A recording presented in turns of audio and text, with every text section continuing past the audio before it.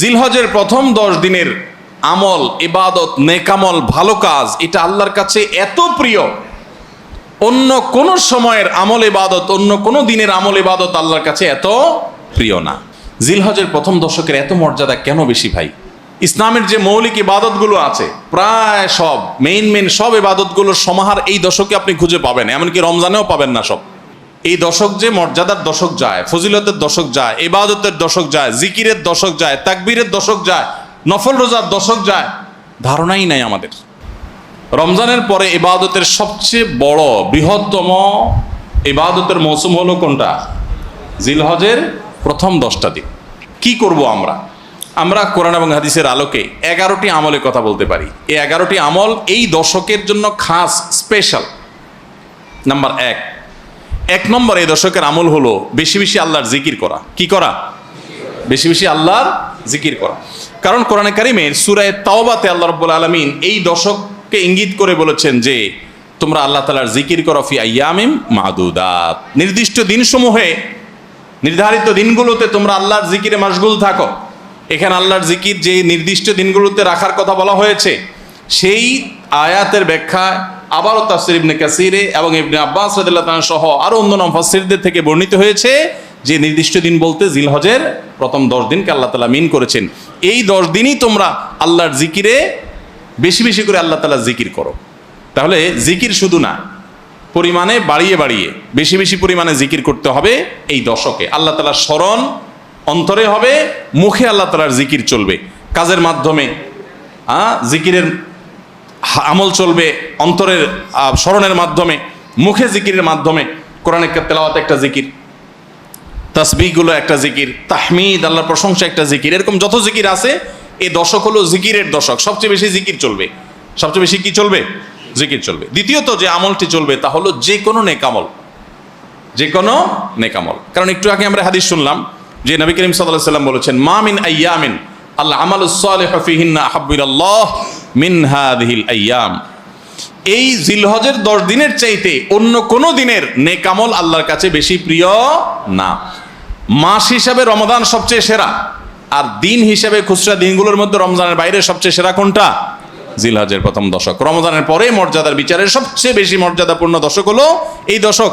এই জন্য এই দশকে আমল করলে আল্লাহর কাছে এত প্রিয় যে অন্য কোনো সময়ের আমল আল্লাহর কাছে এত প্রিয় না। এই জন্য এই দশকের দ্বিতীয় আমল হলো বেশি বেশি নেকামল করা। বেশি বেশি কি করা?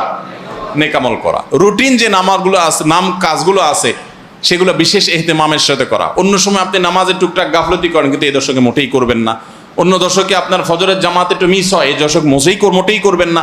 আগে থেকে ইহতিমাম থাকবে যে এই দশক কোনোভাবে ইবাদত থেকে আমি যেন দূরে না থাকি। আল্লাহ তাআলা আমাদের সবাইকে আমলের তৌফিক দান করুন। তাহলে 2 নম্বর আমল হলো বেশি বেশি নেকামল করা এই দশকে। রুটিন নেকামলগুলো যেগুলো সবসময় করতে হয় এগুলোকে বিশেষ ইহতিমামের সাথে করা, আর আরো নফল আমল বাড়িয়ে বাড়িয়ে করা। আপনি অন্য সময় কোরআন তেলাওয়াত খুব বেশি করতে পারেন না, এই দশকে কোনো অবস্থাতে ছাড়বেন না। অন্য সময় তাসবিহ তেলাওয়াত খুব বেশি হয় না, এই দশকে কোনো অবস্থায় ছাড়বেন না।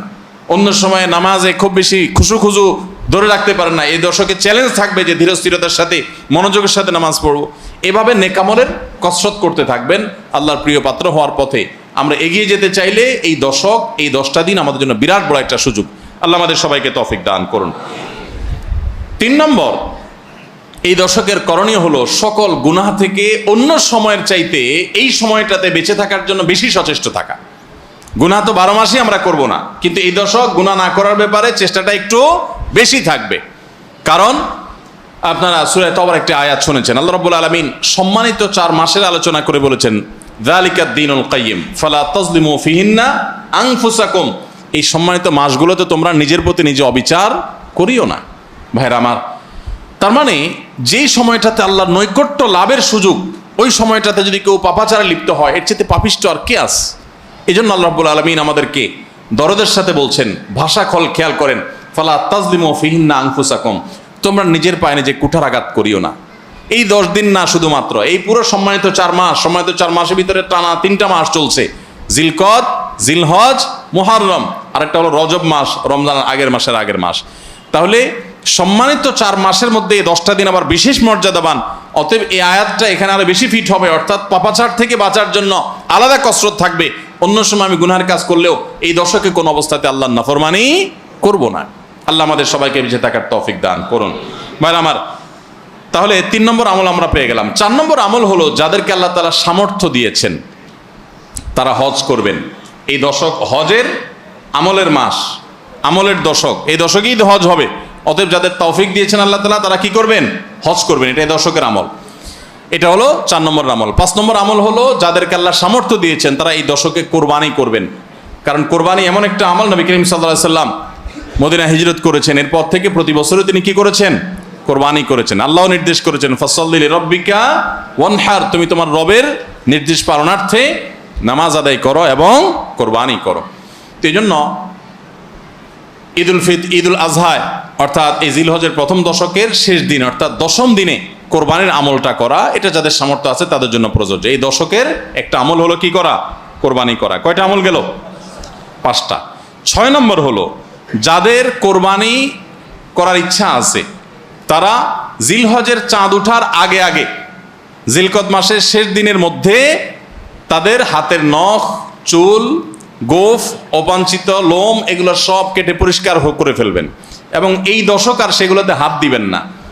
কোরবানি করে তারপরে সেগুলো পরিষ্কার করতে চাইলে করবেন, এই দশকে আর হাত দিবেন না। নবী সাল্লাল্লাহু আলাইহি সাল্লাম বলেছেন মান আরাদা আন ইউদাহিয়া ফালা ইয়াখুয মিন শা'রিহি ওয়া আযফারিহি শাইআ, যে ব্যক্তি কোরবানি করার এরাদা করেছে, নিয়ত করেছে, সেই জন্য তার চুল, নখ এগুলো না কাটে ওই 10 দিন। জিলহজের চাঁদ উঠছে আর কাটবেন না, চাঁদ উঠার আগে আগে কেটে ফেলবেন এবং কোরবানির পরে যায় কাটবেন, এই 10 দিন বিরত থাকা।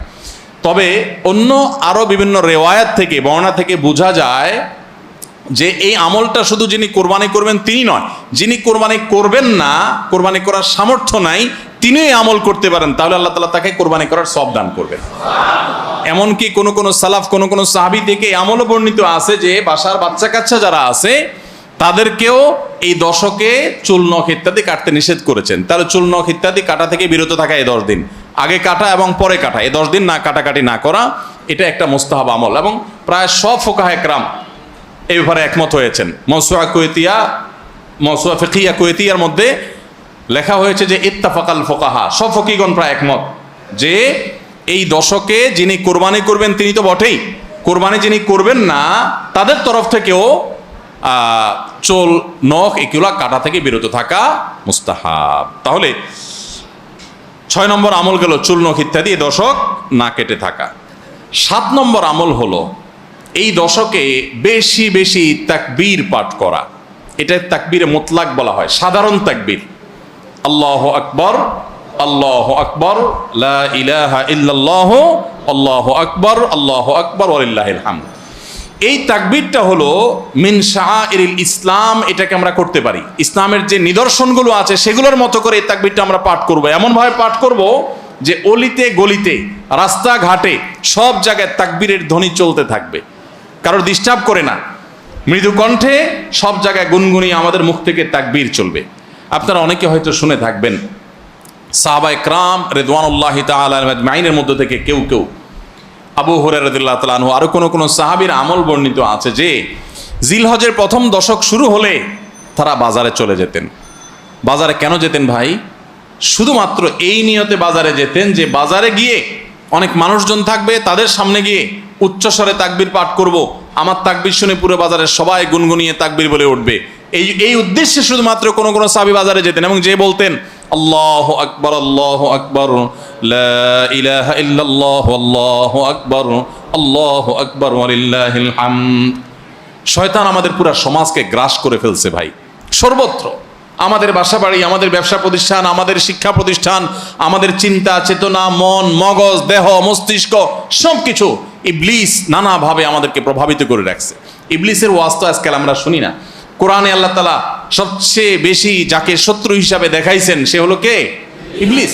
তার ব্যাপারে আল্লাহ বলেছেন যে সে আমাদের আদু ও মুবিন, স্পষ্ট শয়তান। আমরা জীবনে কোনোদিন দেখিই নাই, আল্লাহ বলেছেন স্পষ্ট শয়তান। স্পষ্ট হলো, আমরা দেখিই না, সে থাকে গোপনে, আল্লাহ বলছেন স্পষ্ট। ভাইরা আমার, এই জন্য আল্লাহ স্পষ্ট বলেছেন যে শয়তান নিজে দেখা না দিলে কি হবে? শয়তানের শয়তানি সারাক্ষণ আমাদের চোখের সামনে ভাসে, চতুর্দিক থেকে শয়তানি আমরা দেখি না? তো এই শয়তান তার শয়তানি করে করে পরিবেশটাকে আমাদের নষ্ট করে ফেলছে। আমাদের দেশ তরুণ প্রজন্মকে ধ্বংসের দ্বারপ্রান্তে নিয়ে যাওয়া হয়েছে। তাদেরকে দিন থেকে এত দূরে সরাই দেওয়া হয়েছে, কখনো শিক্ষার নামে, কখনো সংস্কৃতির নামে, কখনো বিনোদনের নামে, কখনো খেলাধুলার নামে, কখনো ক্যারিয়ারের নামে, এক এক সময় এক এক নাম দিয়ে আমাদের সন্তানদেরকে ওয়াল্লাহি দিন থেকে এত দূরে সরিয়ে ফেলা হয়েছে, আমরা অনেকে এখনো আঁচ করতে পারছি না। ভয়াবহতা কোথায় গিয়ে ঠেকেছে অনেকে অনুমান করতে পারছি না। সমাজ থেকে শয়তানের এই সমস্ত শয়তানির প্রভাব দূর করবার জন্য জিলহজের প্রথম দশকে অলিতে গলিতে, রাস্তাঘাটে, বাসা বাড়িতে, ব্যবসা প্রতিষ্ঠানে সব জায়গায় তাকবীর ধ্বনি উচ্চারিত করতে থাকেন। এই তাকবীর ধ্বনি নীরবে না, সশব্দে, সশব্দে বলতে মানুষকে ডিস্টার্ব করে না, যতটুকু মানুষ সহনীয় হয় মৃদু কণ্ঠে এই তাকবীর গুনগুনিয়ে আমরা গাইতে থাকবো, আওয়াজ করে করে বলতে থাকবো, সর্বত্র এটি ধ্বনিত হতে থাকবে। এই আন্দোলনটা আমার প্রত্যেকটা একটু করতে হবে। রাজি আছি তো ইনশাআল্লাহ? ভাইরা আমার, বাজারে গিয়ে, চায়ের দোকানে, মাছের বাজারে বা খুব জমজমাট বাজারে গিয়ে যদি আপনি হঠাৎ করে তাকবীর দিয়া উঠেন, আল্লাহু আকবার, আল্লাহু আকবার, লা ইলাহা ইল্লাল্লাহ, আল্লাহু আকবার, আল্লাহু আকবার, ওয়ালিল্লাহিল হামদ, কত মধুর কণ্ঠে এই তাকবীর পাঠ করা যায়। আল্লাহু আকবার, আল্লাহু আকবার, আল্লাহ সবচেয়ে বড়, আল্লাহ সবচেয়ে বড়, লা ইলাহা ইল্লাল্লাহ, আল্লাহ ছাড়া সত্যিকারের কোনো মাবুদ নাই, লা ইলাহা ইল্লাল্লাহ, আল্লাহু আকবার, আল্লাহ বড়, ওয়ালিল্লাহিল হামদ, আল্লাহ বড়, আল্লাহ বড় এবং তার জন্য সমস্ত প্রশংসা। ভাইরা আমার, আল্লাহর এই বড়ত্ব এটা বলতে গিয়ে আজকাল আমাদের অনেকের হেজিটেশন হয়, আমাদের অনেকের মধ্যে ইতস্তত বোধ হয় যে মানুষের সামনে যায় বলবো। একা একা বলি ঠিক আছে, মানুষের সামনে আবার বলবো কেমন লাগে। এগুলো আমাদের ইমানের দুর্বলতার দলিল। আমার আল্লাহর বড়ত্ব বর্ণনা করতে আমার মধ্যে ইতস্তত বোধ যদি হয়, তো আমার চাইতে নিমুখার আমার কে আছে আল্লাহর জমিনে? আমি কত আল্লাহ নিমুখ হারাম যে আল্লাহ সারাদিন আল্লাহ নিয়ামতের ভিতরে ডুবে আছি, আল্লাহর বড়ত্বটা জোরে বললে কে কি মনে করবে, আমি এই চিন্তা করছি। তো আমরা ইনশাআল্লাহ এই অচল আয়তন ভাঙবো তো? আমরা ইনশাআল্লাহ এই হীনমন্যতা, এই ইতস্ততা দূর করবো তো ইনশাআল্লাহ? ভাইরা আমার, টার্গেট করে করে বাসায় যাওয়ার সময় মোবাইলে অ্যালার্ম দিয়ে দিয়ে, লিখে লিখে রিমাইন্ড করে করে তারপরে আমল করব, মনে থাকবে তো ইনশাআল্লাহ? যেখানে মানুষ আছে একটু জোরে জোরে তাকবীর পাঠ করবো। বাসায় ঢোকার সময় জোরে জোরে পড়তে পড়তে ঢুকবেন, যাতে বাসার সবাই তাকবীর দিয়ে উঠে। হঠাৎ মনে হবে একটু জোরে জোরে পড়বেন, যাতে সবাই তাকবীর দিয়ে উঠে।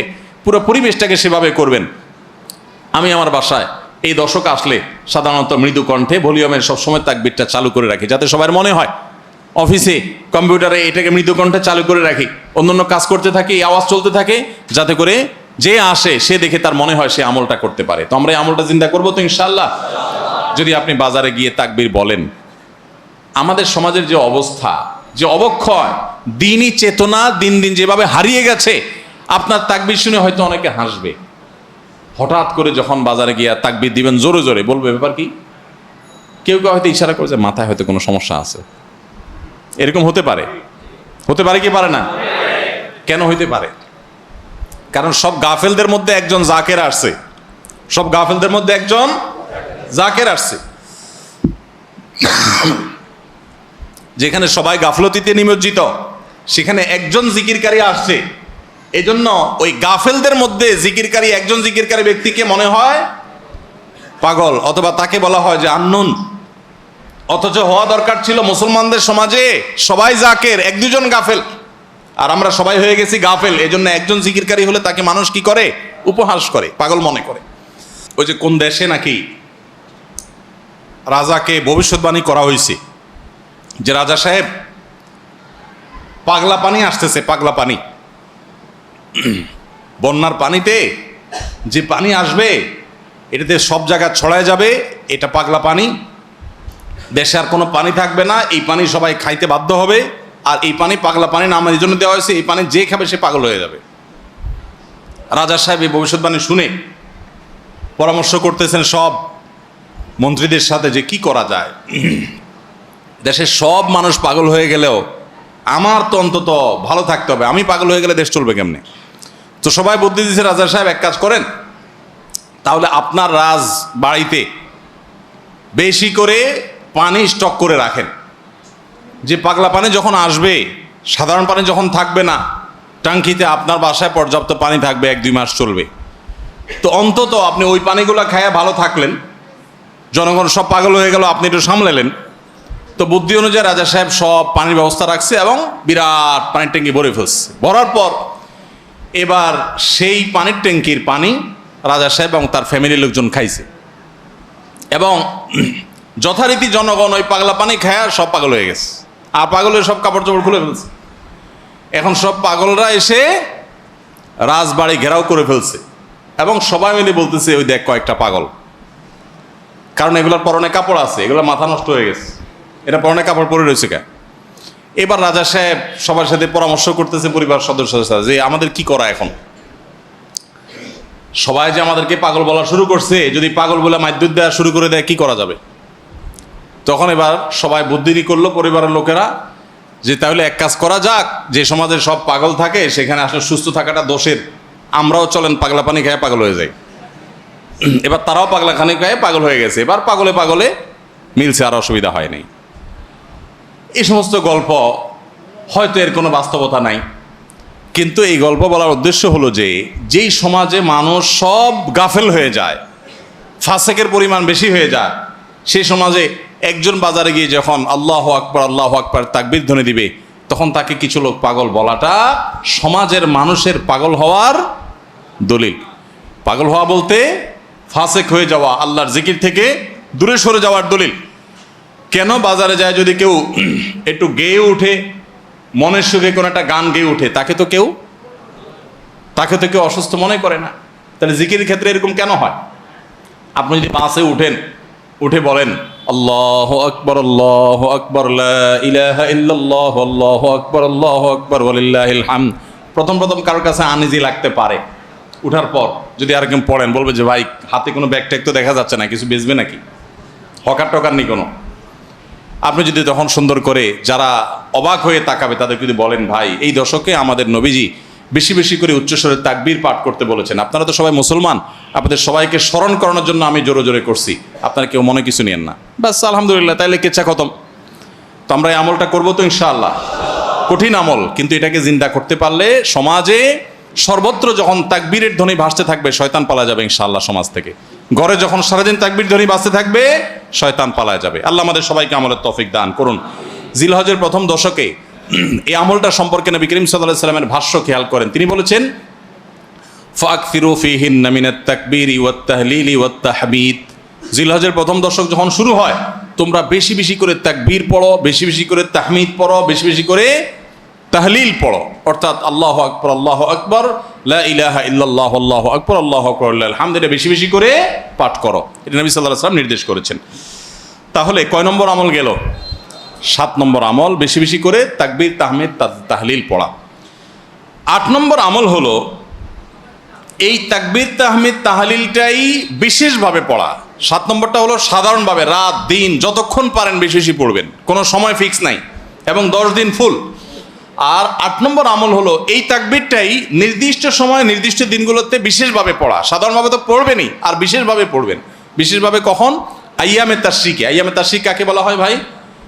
জিলহজের 9 তারিখ ফজরের পর থেকে নিয়ে জিলহজের 13 তারিখ আসর পর্যন্ত, জিলহজের 9 তারিখ ফজর থেকে নিয়ে জিলহজের 13 তারিখ আসর পর্যন্ত প্রত্যেক নামাজের পর সবাই যার যার জায়গা, পুরুষরা সরবে আর মা বোনরা বাসা বাড়িতে নীরবে তারা তাকবীর পাঠ করবেন। আল্লাহু আকবার লা ইলাহা ইল্লাল্লাহ আল্লাহু আকবার ওয়ালিল্লাহিল হামদ। প্রত্যেক নামাজের পরে একা একা পড়েন আর জামাতে পড়েন, সর্বাবস্থা। জামাতে পড়লে ইমামের সাথে তাল মিলায় পড়তে হবে জরুরি না, প্রত্যেকে যার যারটা শেষে পড়বেন। মনে থাকবে তো ইনশাআল্লাহ? তাহলে 8 নম্বর আমল হলো আইয়ামে তাশরিক, অর্থাৎ জিলহজের 9 তারিখ থেকে 13 তারিখ পর্যন্ত প্রত্যেক নামাজের পরে তাকবীরগুলো জোরে জোরে পাঠ করতে থাকবো ইনশাআল্লাহ। 9 নম্বর আমল হলো জিলহজের 1 তারিখ থেকে 9 তারিখ পর্যন্ত এই 9 দিনই নফল রোজা রাখা। এই 9 দিনই নফল রোজা রাখা। এই 9 দিন নফল রোজা রাখা সম্পর্কিত একটা হাদিস পাওয়া যায়, এবং এই 9 দিনের নফল আমল সম্পর্কে মওসুআ ফিকহিয়া কুয়েতিয়া, কুয়েত থেকে প্রকাশিত ফিকহ বিশ্বকোষ, সেখানে বর্তমান সময়ের সবচাইতে অথেন্টিক ফতোয়ার কিতাবগুলোর মধ্যে থেকে, প্রসিদ্ধ কিতাবগুলো থেকে একটা, ফতোয়ার কিতাবগুলো থেকে মওসুআ ফিকহিয়া কুয়েতিয়া, সেখানে লেখা হয়েছে যে ইত্তাফাকাল ফুকাহা, সমস্ত ফকিহগণ এই ব্যাপারে একমত যে জিলহজের 1 তারিখ থেকে 9 তারিখ পর্যন্ত এই 9 দিনই রোজা রাখা মুস্তাহাব। এই 9 দিন রোজা রাখা মুস্তাহাব। বিভিন্ন বর্ণায়ও এটি প্রমাণিত হয়, যদি সে বর্ণাগুলো কোন সনদ দিয়ে মুহাদ্দিসরা কেউ আপত্তি তুলেছেন, কিন্তু ফুকাহে কেরাম এ ব্যাপারে রেকমেন্ড করেছেন যে এই 9 দিন রোজা রাখা মুস্তাহাব। যেহেতু জিলহজের প্রথম 10 দিনের পুরো 10 দিনই ইবাদত আল্লাহর কাছে প্রিয়, অতএব নফল আমল, রোজাও একটা নফল আমল, সেই হিসাবে রোজাটা অটোমেটিকও চলে আসে। এজন্য 9 নম্বর আমল হলো জিলহজের 1 থেকে 9 তারিখ পর্যন্ত এই দিনগুলো কি করা? রোজা রাখা। 10 নম্বর আমল হলো স্পেশালি বিশেষভাবে আরাফার দিনে অর্থাৎ জিলহজের 9 তারিখে রোজা রাখা। জিলহজের 9 তারিখে কি করা? রোজা রাখা। প্রথম 9 দিন সাধারণ, আর বিশেষভাবে 9 তারিখের গুরুত্ব আরো বেশি, কারণ নবী করিম সাল্লাল্লাহু আলাইহি সাল্লাম বলেছেন, সিয়ামু ইয়াউমি আরাফা আহতাসিবু আলাল্লাহি আন ইউকাফিরা সানাতাল্লাতী ক্বাবলাহা ওয়াল্লাতী বাদাহা। আরাফাত দিনের রোজা অর্থাৎ জিলহজের 9 তারিখের রোজা, এই রোজা সম্পর্কে আল্লাহর কাছে আমার ধারণা, আল্লাহর প্রতি নবী সাল্লাল্লাহু আলাইহি সাল্লাম বলছেন যে আমার ধারণা যে এই রোজার বিনিময়ে আল্লাহ তাআলা 1 বছর পূর্বের আর 1 বছর পরের অর্থাৎ আগামী 1 বছর এবং গত 1 বছরের গুনাহ আল্লাহ তাআলা মাফ করে দিবেন। আমরা এই পর্যন্ত যত ফজিলতের কথা শুনেছি, পিছনে গুনাহ মাফ করে দিবেন, গত 1 বছর গুনাহ মাফ করে দিবেন, সারাদিনে গুনাহ মাফ করে দেওয়া হবে, এরকম বিভিন্ন হাদিস আমরা শুনেছি, কিন্তু এরকম কোন হাদিস কেউ হয়তো আমরা এই হাদিস ছাড়া আরেকটা হাদিস শুনি নাই যে 1 বছর অগ্রিম গুনাহ মাফ করবেন। যদি আল্লাহ তাআলা কাউকে হায়াত দেন, তিনি 1 বছরের গুনাহ মাফ পেয়ে যাবেন। কোন হাদিস বেত্তাগণ বলেন যে হাদিসের মধ্যে ইশারা পাওয়া যায় যে কেউ যদি আরাফাতের রোজা রাখার তৌফিক পায়, হয়তোবা আগামী 1 বছর হায়াত পাওয়ার তৌফিক হবে তার। যদিও এটা জাস্ট একটা ব্যাখ্যা, এটা এমন না যে হাদিসে বলা হয়েছে আলাদা গ্যারান্টি দিয়ে, এরকম না। অতএব এর ব্যত্যয় ঘটলে করতে পারে। কথা বুঝে আসছে ভাই? তো এই জন্য এই আরাফাত দিনের রোজা এটা আমরা মিস করবো না ইনশাআল্লাহ। তাহলে 10 নম্বর আমল গেল জিলহজের 9 তারিখের রোজা। 11 নম্বর আমল হলো ঈদুল আজহার সমস্ত সুন্নাতগুলো আমল করা। ঈদুল আজহার অনেকগুলো সুন্নাত আছে না, এই সুন্নাগুলো সবগুলো আমল করা। ঈদুল আজহার যে সুন্নাগুলো আমল সাধারণত হয় না, গোসল আমরা করি, সুগন্ধি আমরা ব্যবহার করি, আলহামদুলিল্লাহ, অন্য অনেক সুন্নাত আমরা আমল করি, কিন্তু যে সুন্নাতের আমল সাধারণত হয় না তার ভিতরে একটা হলো ফজরের নামাজ মহল্লার মসজিদে এসে পড়া, ভোর রাতে আগে আগে উঠা। অন্য সময়ের চাইতে ঈদের দিন ফজরে মুসল্লি আরও আমাদের মসজিদে কম থাকে, কারণ চাঁদ রাইতে তামাশা করে বেড়ায়, ফজর নামাজ মিস হয়ে যায়। তো ইমানদার সেটা করতে পারেন না। ঈদের সুন্নাহটা বিশেষভাবে আদায় করার চেষ্টা করা দরকার, অর্থাৎ জামাতের সাথে ফজর নামাজ পড়া দরকার, আগে আগে উঠা দরকার। ঈদের দিনের সুন্নাতগুলোর মধ্যে থেকে একটা। আরেকটা সুন্নাত আমাদের অবহেলিত, আদায় হয় না, সেটা হলো ঈদুল আজহা হোক আর ঈদুল ফিতর হোক, ঈদের নামাজ মাঠে পড়ার চেষ্টা করা দরকার। কোথায়? মাঠে। মাঠ এখন কম, বিশেষ করে শহর এলাকাতে মাঠ একটু কম, কিন্তু যেগুলো আছে সেগুলো যদি সঠিকভাবে সবগুলোকে ব্যবহার করা হয় তাহলে অনেক জায়গায় সুন্নাহ জিন্দা হয়। আমরা ঈদের নামাজ মসজিদে পড়ি, কেন পড়ি? একটা অজুহাত দেই, মাঠ কম। এই অজুহাত সব ক্ষেত্রে গ্রহণযোগ্য না এবং সঠিক না। অনেক জায়গায় মাঠ থাকা সত্ত্বেও মানুষ মসজিদে নামাজ পড়ে, কারণ সব মহল্লার মানুষ আলাদা আলাদা নিজেরা একটু মাতবরি করতে চায়। আমরা আবার আরেক জায়গায় নামাজ পড়তে যাবো, আমাদের একটা বাঁকাওয়াতি থাকে। এই রোগ মসজিদে ঢুকে গেছে, মসজিদ কমিটির লোকদের মধ্যে রোগ ঢুকে গেছে। তারাই কোরবানি করতে রাজি না, যে আমরা এখানে জমাত করব না, চল আমরা সবাই মিলে বড় একটা মাঠে করি। বড় মাঠে কয়েক মসজিদের মুসল্লিরা একসাথে নামাজ আদায় করার যে সৌন্দর্য আছে, এই সৌন্দর্য মসজিদের মধ্যে ঈদের নামাজ পড়ার মাধ্যমে নাই। এই জন্য ভাইয়েরা, মাঠে ঈদের নামাজ জিন্দা করার চেষ্টা করতে হবে ইনশাআল্লাহ। চেষ্টা করা যাবে না ইনশাআল্লাহ? তাই বলে আবার রাস্তাঘাট আটকায় মানুষের অসুবিধা হয় সেভাবে করে ঈদের নামাজ ব্যবস্থা করেন না। হ্যাঁ, যদি কোনো রাস্তা এরকম হয় যে না, এ রাস্তা বিকল্প বহু রাস্তা ডানে বামে আসে, মহল্লার রাস্তা, কারোর কোনো অসুবিধা হবে না, তাহলে সেখানে হতে পারে শর্ত সাপেক্ষে। কিন্তু সাধারণত রাস্তা নয়, বরং আমাদের নামাজ পড়তে হবে কোথায়? মাঠে। এবং ঈদের নামাজ মসজিদে আদায় করবেন না, মাঠে আদায় করবেন। এই আওয়াজটা সর্বত্র তোলা দরকার। শহর তো বটেই, গ্রামে পর্যন্ত এখন প্রত্যেক মসজিদের নামাজ হয়। কেউ কাউকে মানতে রাজি না, আরেক জায়গায় ঈদগাহে নামাজ পড়বো, আমাদের ইজ্জত থাকে নাকি? তো এই লোক ইসলাম বুঝে নাই। ঈদের জামাত হবে অনেক বড় জামাত, সেখানে বহু মসজিদের মুসল্লিরা আসবে, এটার মধ্যেই সৌন্দর্য, পুরো মহল্লার মানুষের সম্মিলন ঘটবে। এই সুন্নাতটা আদায় হয় না। ঈদুল আজহার আরেকটা সুন্নাত অবহেলিত, সেটা হলো ঈদুল আজহায় আমরা জানি যে প্রথম খাবার ঈদুল আজহার কোরবানির গোশত দিয়ে হবে, এটা সুন্নাত। ওমর রাদিয়াল্লাহু তাআলা থেকে একটা রওয়ায়াত বর্ণিত আছে যে আল্লাহ তাআলার উদ্দেশ্যে কোনো কিছু দান করলে এটা নিজে ভোগ করা যায় না, যায়? আপনি আল্লাহ রাস্তার জন্য, আল্লাহকে খুশি করার জন্য আল্লাহর ওয়াস্তে কিছু দিয়ে দিয়েছেন, এটা কি নিজে খাওয়া যায়? আর এটা আপনি গরিবকে দিয়ে দিবেন, মসজিদে দান করলে মসজিদকে দিয়ে দিবেন, আপনি নিজে ভোগ করতে পারবেন না। শুধু কোরবানি এবং আকিকা এই দুইটা আমল আছে, যে এই দুইটা আমল আল্লাহকে খুশি করার জন্য জবাই করার সময় বলছেন বিসমিল্লাহ আল্লাহু আকবার, আল্লাহুম্মা লাক মিনকা ওয়ালাক, আল্লাহ আপনার তরফ থেকে আবার আপনার উদ্দেশ্যেই কোরবানি করলাম, আমার কোনো ধান্দা নাই। অথচ আবার ঠিকই ওইটার গোশতটা আল্লাহ আপনাকে খেতে দিয়েছেন, কারণ এটা আল্লাহর পক্ষ থেকে সাদাকা, আল্লাহর পক্ষ থেকে মেহমানদারি, যে আল্লাহ আপনার থেকে কবুল করেছেন এবং বলেছেন বান্দা আমি বুঝে পাইছি, এবার তোমাকে দিছি, তুমি খাও। তো এই জন্য আল্লাহর মেহমানদারি দিয়ে দিনের প্রথম খাবার গ্রহণ করা, যাতে করে ক্ষুধার্ত থেকে খাবারের প্রতি আগ্রহী হন আপনি, এবং আল্লাহর মেহমানদারি দিয়ে প্রথম খাবার খান আপনি, এটা সুন্নাত। এই জন্য ঈদুল আজহার দিন আমরা কোনো কিছু না খেয়ে থাকবো, রাতে খেয়ে যে শোবো, এরপরে আর কোনো কিছু খাবো না, ঈদগাহে আসবো না খেয়ে, কোরবানির পশুর গোশত বানায়া রান্না করে ওইটা দিয়ে প্রথম খাবার খাবো ইনশাআল্লাহ। আল্লাহ তাআলা আমাদের সবাইকে এই সব সুন্নাহগুলো মেনে চলার তৌফিক দান করো।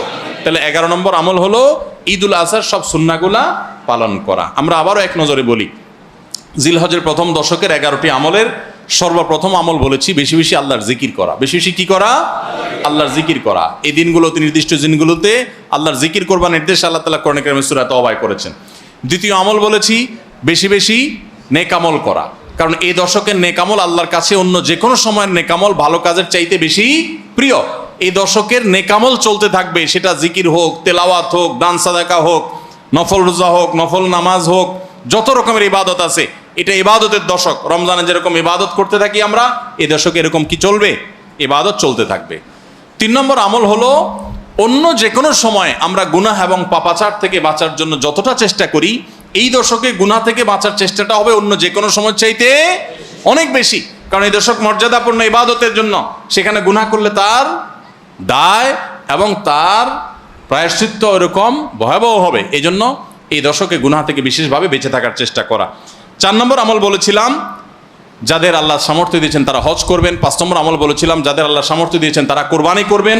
6 নম্বর আমল বলেছিলাম যারা কোরবানি করবেন, এমনকি বিভিন্ন হাদিস থেকে বোঝা যারা কোরবানি করবেন না তারাও, এমনকি বাচ্চাদেরকেও জিলহজের এই 10 দিন চুল নখ কাটা থেকে বিরত থাকবেন। চাঁদ ওঠার আগে আগে করবেন আর কোরবানির পরে করবেন। কয় নম্বর আমল গেল? 6 নম্বর। 7 নম্বর আমল হলো সাধারণভাবে এই 10 দিন রাত দিন যত বেশি পারেন উচ্চস্বরে সরবে তাকবীর পাঠ করতে থাকবেন। আল্লাহু আকবার, আল্লাহু আকবার, লা ইলাহা ইল্লাল্লাহ, আল্লাহু আকবার, আল্লাহু আকবার, ওয়ালিল্লাহিল হামদ। কোন হাদিসে 3 বার তাকবীর আসছে শুরুতে, আল্লাহু আকবার, আল্লাহু আকবার, আল্লাহু আকবার, লা ইলাহা ইল্লাল্লাহ, আল্লাহু আকবার, আল্লাহু আকবার, আল্লাহু আকবার, ওয়ালিল্লাহিল হামদ। আর 8 নম্বর আমল হলো এই তাকবীরটাই বিশেষ সময়ে, বিশেষ দিনে, বিশেষ সময়ে পড়া। সেটা কিভাবে? জিলহজ মাসের 9 তারিখ ফজরের পর থেকে নিয়ে জিলহজের 13 তারিখ আসরের নামাজ পর্যন্ত প্রত্যেক নামাজের পরে নারী পুরুষ সবাই এই তাকবীর নামাজের পরে একবার করে পাঠ করা। এটা হলো বিশেষ সময়, তাকবীরে মুকাইয়াদ বলা হয় এটাকে, স্পেশাল। এটা 8 নম্বর আমল। 9 নম্বর আমল হলো জিলহজের 1 থেকে 9 তারিখ পর্যন্ত এই সব দিনগুলোতে নফল রোজা রাখা মুস্তাহাব। 10 নম্বর আমল হলো জিলহজের 9 তারিখ আরাফার দিনে রোজা রাখা আলাদা স্পেশাল সওয়াবের কাজ। 1 বছর আগের এবং 1 বছর অগ্রিম পরের গুনাহ মাফ আল্লাহ তাআলা করে দেন, অর্থাৎ সগীরা ছোট গুনাহ আল্লাহ তাআলা মাফ করে দেন, বড় গুনাহ থেকে তওবা করলে সেগুলো মাফ পাওয়া যাবে। আর 11 নম্বর আমল হলো যে ঈদের দিনে যত সুন্নাহ আছে সব সুন্নাহগুলো সঠিকভাবে পালন করব। আল্লাহ রাব্বুল আলামিন আমাদের সবাইকে জিলহজের এই 10 দিনের ফজিলত এবং মর্যাদা প্রতি মুহূর্তে স্মরণ করার তৌফিক দান করুন। এই দশক যে মর্যাদার দশক যায়, ফজিলতের দশক যায়, ইবাদতের দশক যায়, জিকিরের দশক যায়, তাকবীরের দশক যায়, নফল রোজার দশক যায়, ধারণাই নাই আমাদের, মনেই থাকে না। অনেক মানুষ আছে জিজ্ঞেস করলে ভাই তার হাবভাব দেখলে রুটিনের ভিতরে কোনো পরিবর্তন নাই। অন্য সময় ফজরে গাফলতি, এই দশকেও গাফলতি। আরে ভাই রমজান মাসে তো মানুষ বেনামাজিও নামাজ পড়ে, মাশাআল্লাহ, ঠিক না ভাই? ঠিক।